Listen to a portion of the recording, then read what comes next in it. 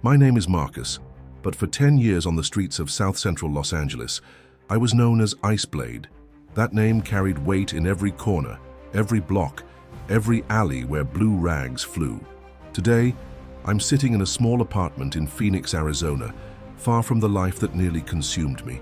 My hands shake sometimes when I remember what I did with them, but it's time someone told the truth about what really happens inside the Crips. Not the Hollywood version, but the brutal reality that keeps brothers in line. I was 15 when I first put on the blue. My older brother Jerome had been running with the Rollin 60s since he was 13, and when he got shot down on Crenshaw Boulevard, I thought joining was about honoring his memory. I thought it was about family, about protection, about belonging somewhere. I was wrong about a lot of things back then. The first thing you learn in the set is that respect isn't given, it's taken. And if you can't take it, someone will take it from you, along with everything else. I learned that lesson watching a kid named Tommy get his face split open with a tire iron because he'd been skimming from drug sales. Tommy was my age, maybe younger. He begged, cried, promised he'd never do it again. None of that mattered once the decision was made. Iceblade, they called me after my 3rd month in the set. The name came from how I handled discipline. Clean, quick, no emotion.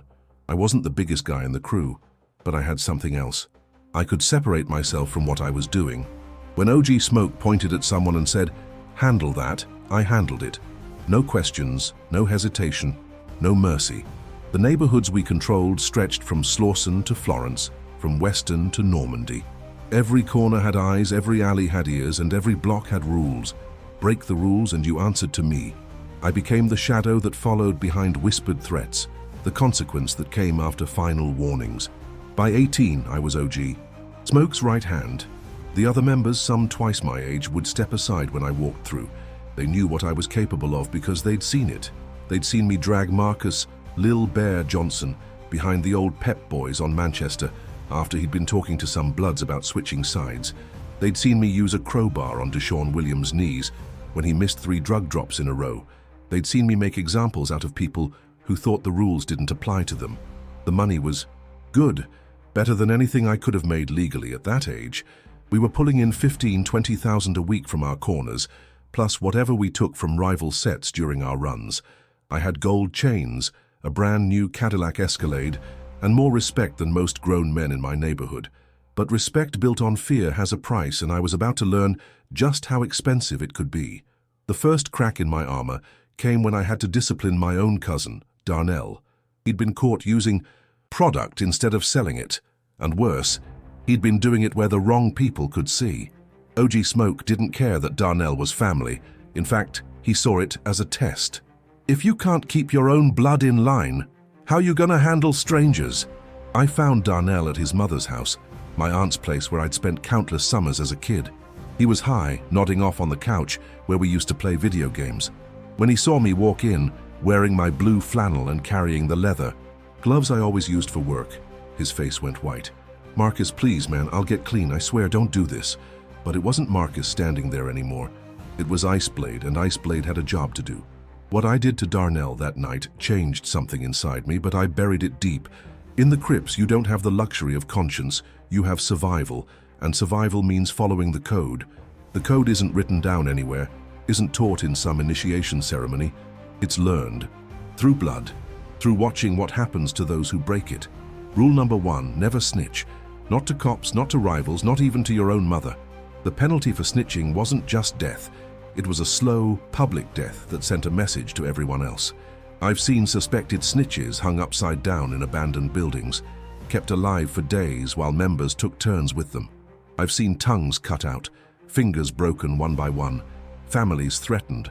The message was always the same: your mouth can either keep you alive or get you killed. Rule number 2, the set comes before everything. Before family, before friends, before your own life. When OG Smoke called, you came running. When the set needed money, you found it. When the set had beef, you picked up your gun. I watched good men lose their wives, their children, their souls because the set demanded it. And I did the same thing to others that was done to me. Rule number 3, discipline is swift and final. And the Crips, there are no second chances, no appeals, no mercy. When someone breaks the rules, they answer for it immediately. The longer you wait, the more doubt creeps in, the more others start thinking they can get away with things too. I became an expert in immediate consequences. By the time I turned 20, I was running my own crew of 15 soldiers. We controlled 8 blocks and 3 major drug corners. My reputation had spread beyond South Central. Even rival sets knew the name Ice Blade. But with that reputation came responsibilities I never asked for and pressures that never stopped. Every day brought new problems that needed solving. A dealer holding back money, a soldier getting sloppy with security, a rival crew testing our boundaries, and every problem had one solution: me. I was the hammer that kept everyone in line, the sword hanging over every member's head. The tools of my trade were simple but effective: a Louisville Slugger aluminum bat for kneecaps, a leather sap filled with lead shot for unconscious discipline, a straight razor for marking faces, and for the worst offenses, a .380 pistol that I kept clean and ready. Each tool had its purpose, its place in the hierarchy of punishment, but the most effective tool wasn't physical at all, it was psychological. The fear of what might happen was often more powerful than what actually did happen. I learned to read people, to understand what scared them most. Some feared pain, others feared humiliation. Some feared for their own lives, others for their families. I became fluent in the language of fear. The younger members looked at me like I was some kind of god. They saw the money, the respect, the power, and they wanted it for themselves. What they didn't see was the weight that came with it. Every night I went to sleep wondering if someone was planning to take my place. Every morning, I woke up checking for new threats. Every day I carried the burden of decisions that could mean life or death for people I'd grown up with. The breaking point came during a territorial dispute with the 8-tray gangster Crips. They'd been pushing into our turf, selling on corners that had been ours for years. OG Smoke decided it was time to send a message, and that message was going to be delivered by me. The target was a kid named Anthony Little Ant Morrison, 17 years old, been running with 8-tray for less than a year, but he was the one leading their push into our territory. The plan was simple: grab him, make an example, leave him somewhere his crew would find him. The message would be clear: stay on your side of the line. We found Little Ant at a house party in Hyde Park, celebrating someone's birthday. He was alone, drunk, easy prey. My crew surrounded the house while I walked in through the front door like I owned the place. When Little Ant saw me, he tried to run, but there was nowhere to go. What happened next wasn't supposed to go as far as it did. But sometimes, violence has its own momentum, its own logic. And sometimes when you've been Ice Blade for so long, you forget there was ever anyone else underneath. Little Ant died that night. Not because that was the plan, but because fear makes people do stupid things. He tried to pull a knife on me in that cramped bedroom while my crew held him down. The blade was small, probably something he carried more for show than protection, but it changed everything. The moment he brought out that knife, it stopped being about sending a message and started being about respect. In the Crips, you can't let anyone, not even a teenager from a rival set, pull steel on you and walk away. Word gets out that Ice Blade let some kid threaten him with a blade, and suddenly every young soldier thinks they can test me. So I took that knife away from Little Ant and I used it on him. I used it until he stopped moving, stopped breathing, stopped being a problem. My crew looked at me different after that night. There's a line between enforcing discipline and becoming something else entirely, and I'd crossed it. Even OG Smoke, who'd seen everything the streets could throw at him, pulled me aside the next day. "That wasn't about the set last night," he said. "That was about you, and that scares me." He was right to be scared. Something had changed in me, something I couldn't put back in its box. The power, the fear, the respect. It was like a drug, and I was addicted. Every time I walked into a room and saw grown men look away, every time someone crossed the street to avoid me, every time my name was whispered in the projects, I felt that rush. I was 21 years old, and I controlled life and death for dozens of people. But power in the Crips is like holding onto lightning. The more you try to grip it, the more it burns you, and everyone around you knows that eventually that lightning is going to find a way to ground itself. The first sign of trouble came from within my own crew. A soldier named Kevin K-Dog Washington started questioning my methods. K-Dog was older than me, had been in the set longer, and he thought he deserved more respect than he was getting. He started talking to other members, asking questions about why Ice Blade got to make all the decisions, wondering out loud if maybe it was time for new leadership. In the old days, I would have handled K-Dog quickly and quietly, but I was getting paranoid, seeing threats everywhere, trusting no one completely. Instead of dealing with him directly, I started watching him, looking for evidence of betrayal, waiting for him to make a move that would justify what I planned to do. The watching turned into obsession. I had other members follow K-Dog, report back on his conversations, his movements, his associations. I went through his phone when he wasn't looking, searched his apartment when he was out, interviewed his girlfriend about his activities. The more I investigated, the more suspicious everything looked. Meanwhile, the streets were getting hotter.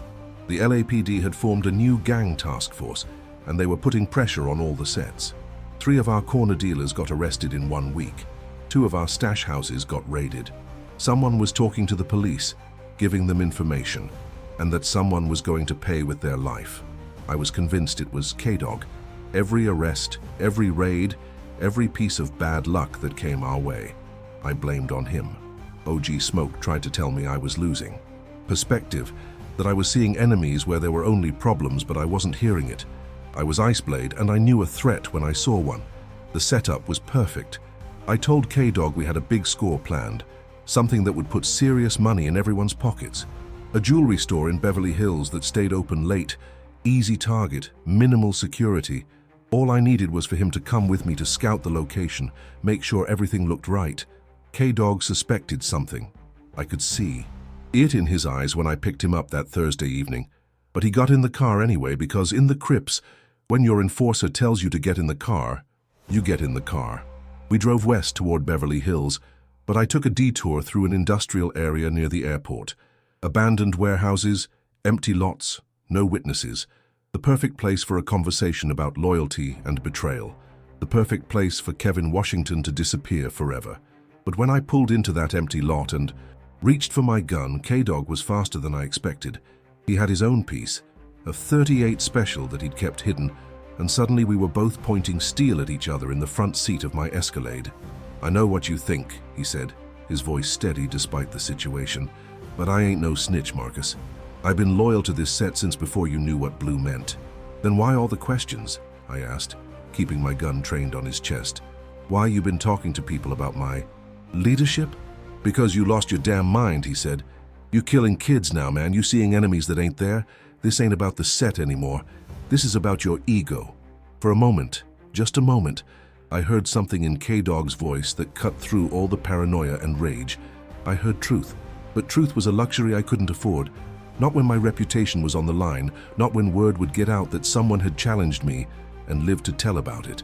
The first shot came from my gun. The second came from his. When the smoke cleared, K-Dog was dead and I was bleeding from my shoulder, but I was alive. And that's all that mattered in the mathematics of the streets. Killing K-Dog was the beginning of the end, though I didn't see it at the time. I told everyone he'd tried to rob me, that he'd been the snitch all along, that his death was justice served. Some believed me, some didn't, but everyone pretended to because I was still Iceblade and my word was still law. But doubt is like cancer in a criminal organization. Once it starts spreading, it's almost impossible to stop. Members who used to look at me with respect started looking at me with suspicion. Conversations stopped when I walked into rooms. People started keeping their distance, and in the Crips, distance means danger. OG Smoke called a meeting 2 weeks after K-Dog's death. All the senior members were there, sitting around a card table in the back room of a barbershop we used for business. I knew something was wrong the moment I walked in. Everyone was too quiet, too careful with their words. "We got a problem," Smoke said, lighting a cigarette and not looking at me directly. "The police been asking questions about Kevin. They found his car, they found blood, they talking to people who saw him with you that night." "K-Dog was a snitch," I said. "He got what snitches get." "Maybe," Smoke replied. "But now they're looking at all of us. Heat like this, it's bad for business, bad for the set." I could feel the room turning against me. These men, some of whom I'd known for years, some who'd watched me rise through the ranks, were looking at me like I was the problem. And maybe they were right. Maybe I had become the problem. "You want me to step back?" I asked. "I want you to step away," Smoke said. "Permanent. Take some money, take some time, get out of Los Angeles. Let things cool down." It was exile disguised as a suggestion, but everyone in that room knew what it really was. After 6 years of being Iceblade, After building a reputation that stretched across South Central, after sacrificing everything including my soul for the set, they were throwing me away like a used weapon. I could have fought it. I could have reminded them of everything I'd done for the Crips, all the problems I'd solved, all the enemies I'd eliminated. I could have made them fear me enough to change their minds. But sitting in that barbershop, looking at faces that had once shown me respect and now showed me nothing but wariness, I realized something important. I was tired. Bone deep, soul-crushing tired. Tired of watching my back every second of every day. Tired of making decisions that haunted my dreams. Tired of being Iceblade when all I'd ever wanted to be was Marcus.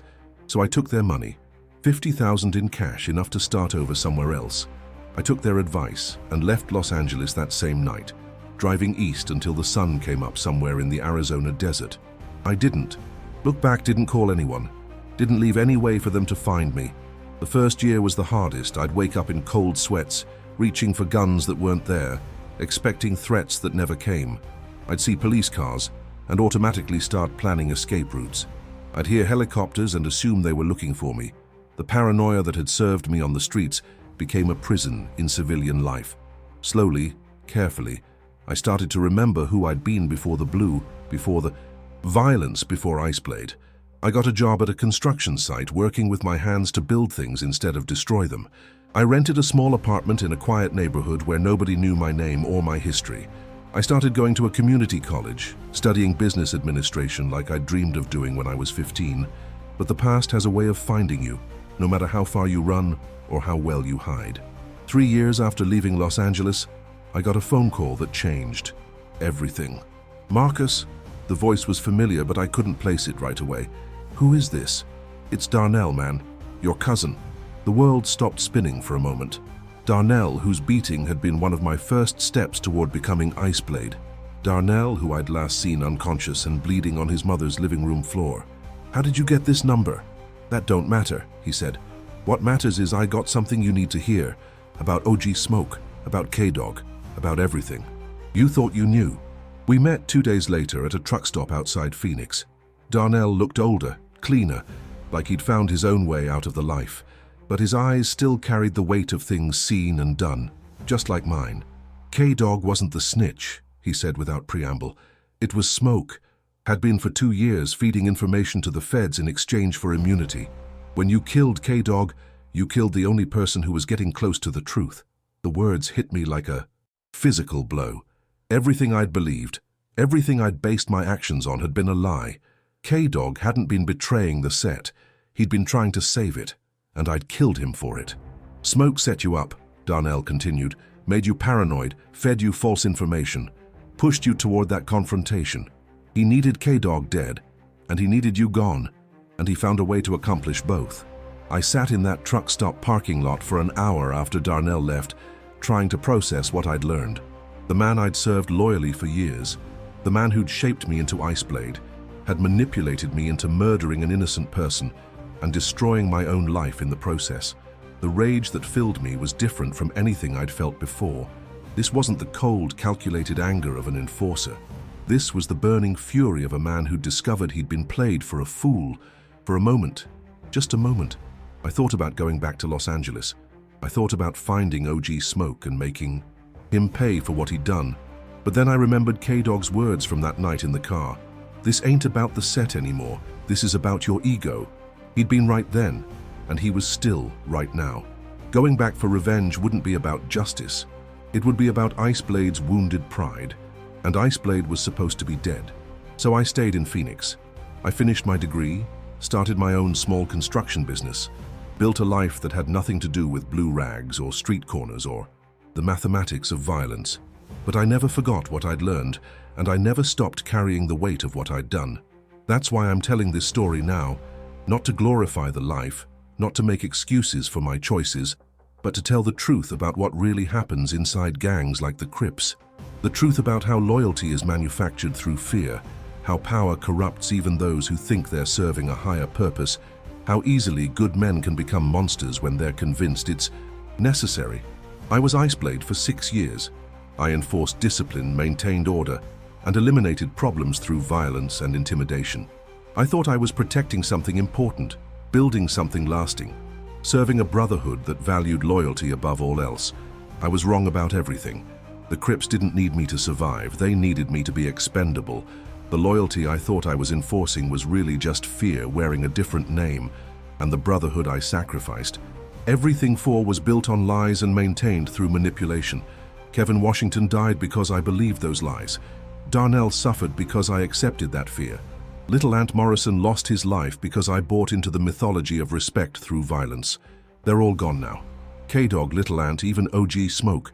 Word reached me last year that he died in federal prison, finally caught up with by the same system he'd been feeding information to.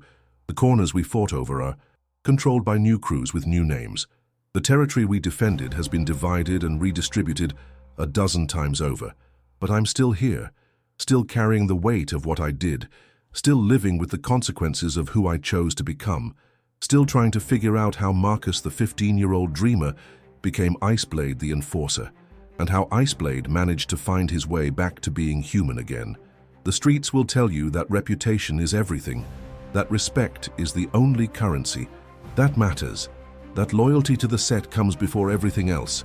The streets will promise you money, power, and a family that will never abandon you. The streets lie. And if you're listening to this story, if you're standing at the same crossroads I stood at when I was 15 years old, I want you to understand something. There's always another choice. It might not be easy, it might not be obvious, it might not offer the same immediate rewards as putting on the colors, but it's there. And it's worth finding, even if it takes you 20 years and costs you everything you thought you wanted. My name is Marcus. I used to be Iceblade, and this is the truth about what that really meant.